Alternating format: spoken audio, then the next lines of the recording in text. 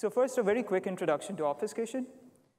So obfuscating a program means scrambling the code of a program to make it unintelligible and hard to reverse engineer while preserving the functionality of the program. So it's used in practice. It's a common technique for hiding the implementation details of software. And recently, it's found lots of cryptographic applications as well. So it's this incredibly useful primitive. But for a long time, obfuscation depended on heuristics and security by obscurity. But that changed in the early 2000s.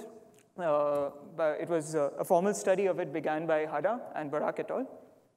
So formally, we think of an obfuscator as a compiler that gets a program M as input and outputs a program M prime. And we want M prime to have the same functionality as M and be as efficient as M with only a polynomial slowdown.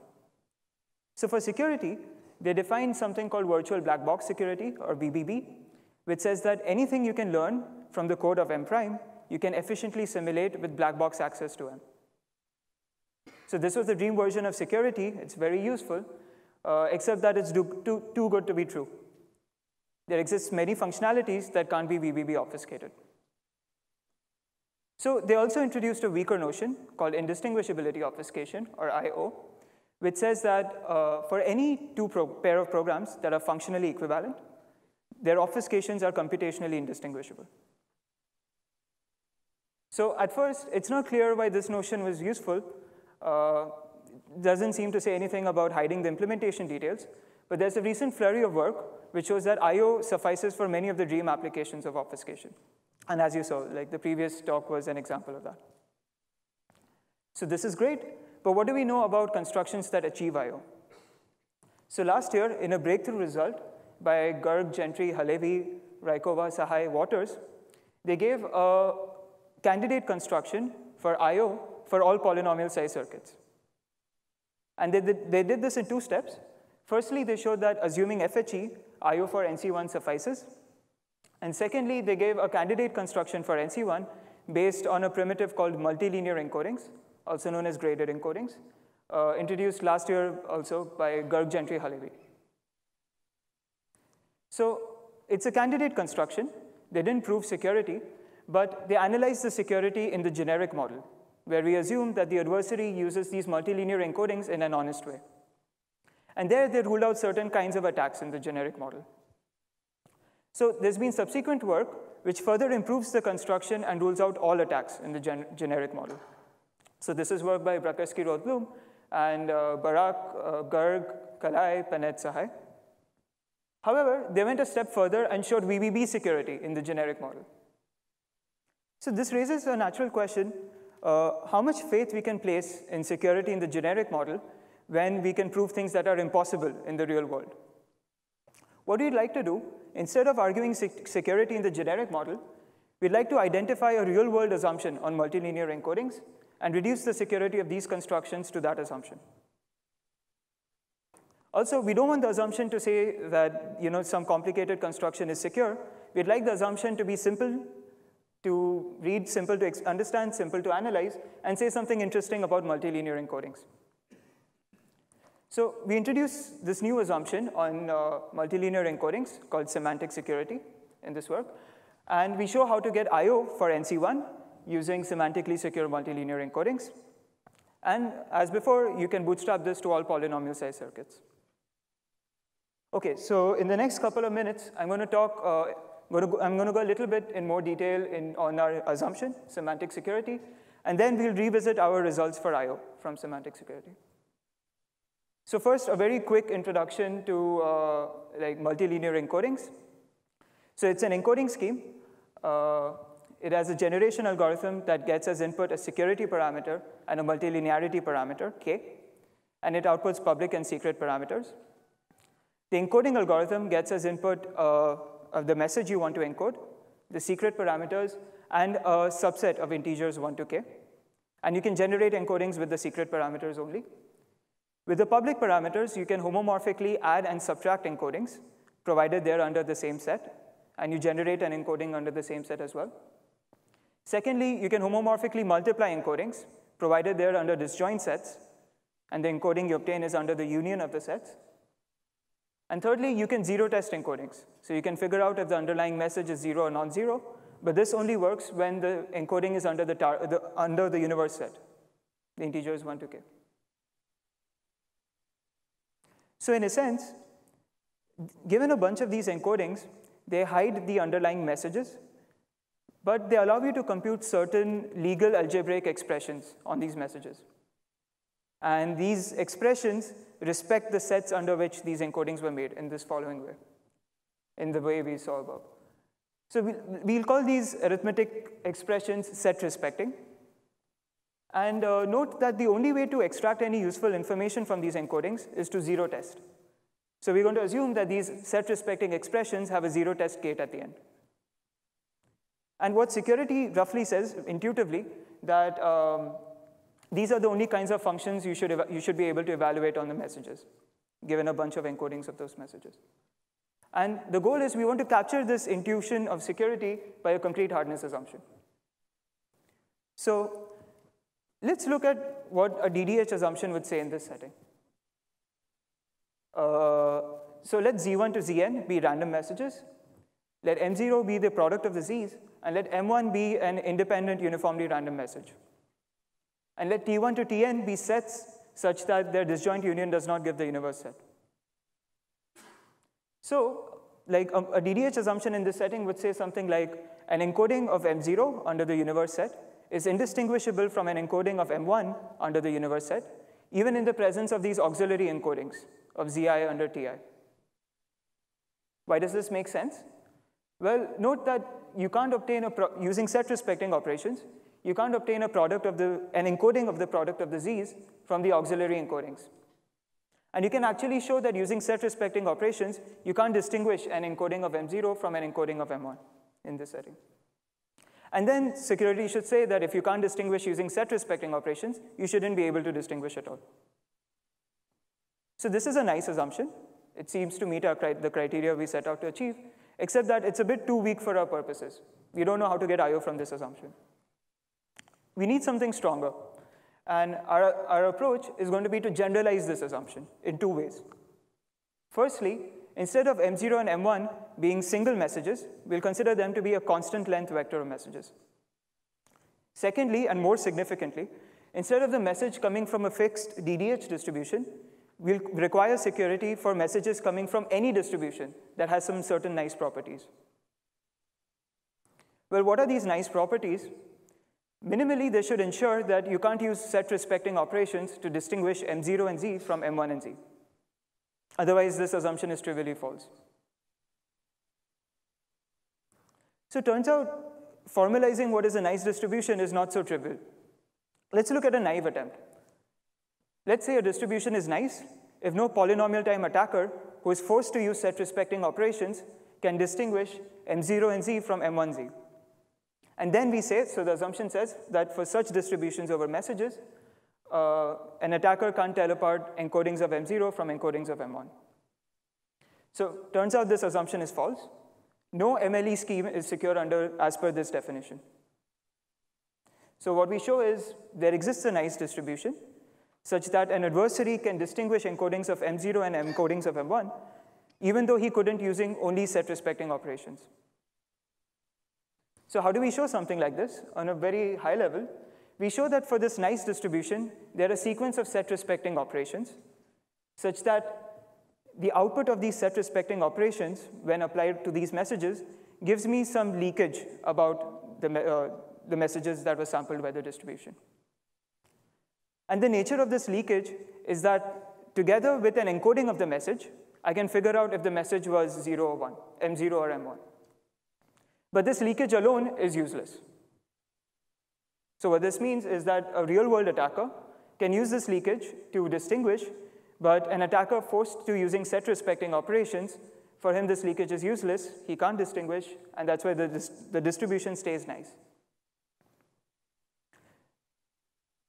So this distribution is nice, but it's kind of strange in the sense that you can use set-respecting operations to leak something about the sampled messages. And why do I call this strange? Well, for one, the DDH distribution does not leak anything about the sampled messages. You can show that the output of any set-respecting operation on messages coming from the DDH distribution is almost always 0 or 1. So not only you can't distinguish, but you can't get any information about the sample as well. So in our final assumption, we are going to look at distributions that share this property with DDH. So we say a distribution is nice if for every set respecting circuit, there exists a constant, such that with high probability over the messages coming from this distribution, the output of the circuit on M0Z is equal to the output of the circuit on M1Z is equal to this constant. And for such nice distributions, all we want in the real world is that adversaries can't tell apart encodings of M0 and M1.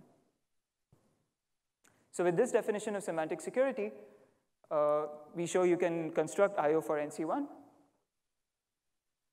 So some notes to me that firstly, semantic security, we required security for all nice distributions. And you can think of this as a class of assumptions, one assumption for every nice distribution. Secondly, it's not efficient to check whether a distribution is nice, so this assumption is not efficiently falsifiable. So we show that if you're willing to assume sub-exponential security, you can get around both these caveats. So there exists a single distribution over nice distributions, such that sub-exponential semantic security with respect to just a single distribution implies I/O for NC1. So this is a single assumption as opposed to a class of assumptions, and it's non-interactive, so it's falsifiable, but you need sub-exponential security. Okay, so for the rest of the talk, I'm going to talk, we're going to focus on the second result. And it's best understood through an intermediate abstraction called neighboring matrix I/O.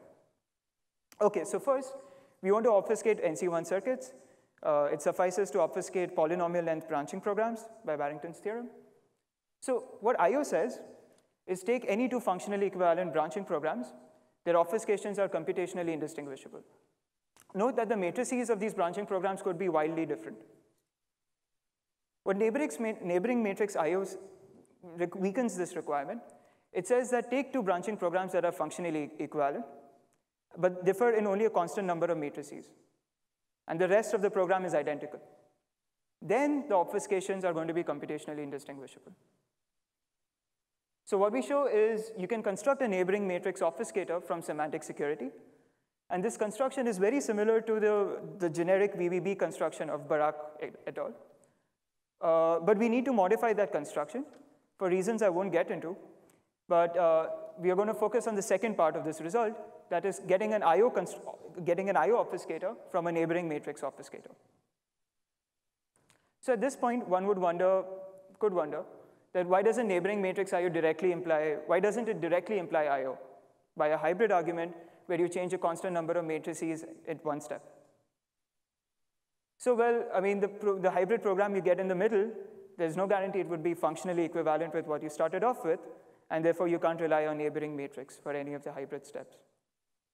So the idea is we would like to change a constant number of matrices while keeping the functionality intact. Towards this end, let's describe a merge procedure that merges two branching programs. So it gets as input BP0, BP1, and a switch matrix, a switch bit B. And it outputs a composite branching program that has the same functionality of either BP0 or BP1, depending on the switch bit. And it has this property that changing the switch bit changes the composite program in only two matrices.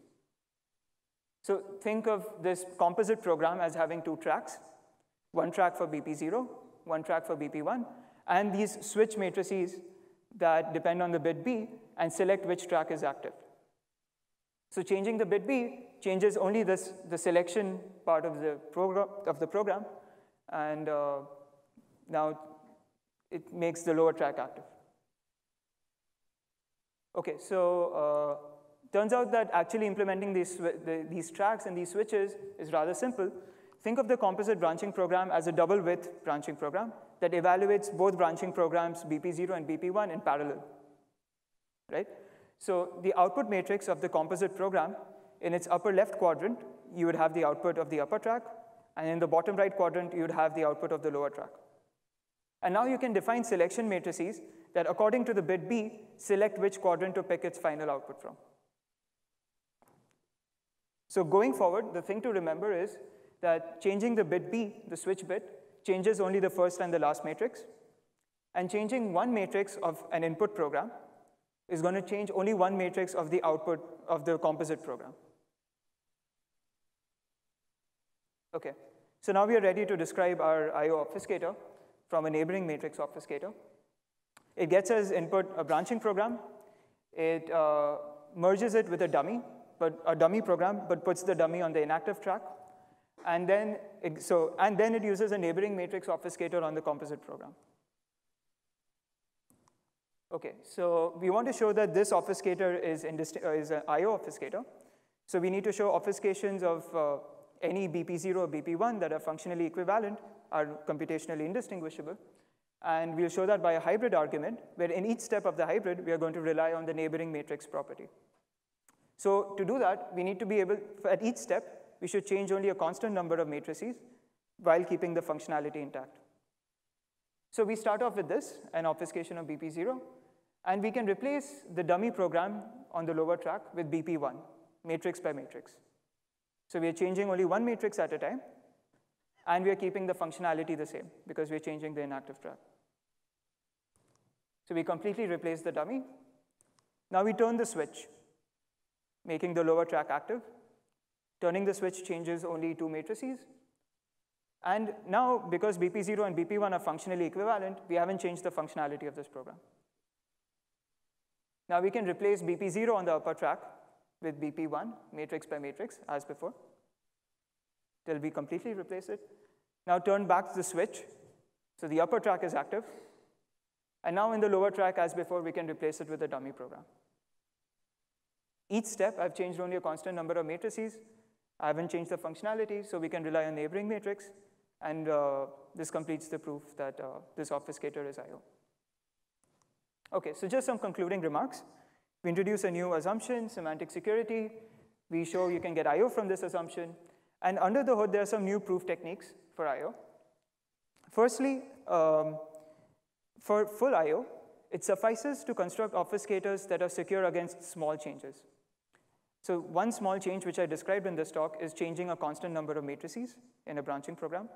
Another change, which I reference, is captured in our third result, is changing the behavior of the program on only one input.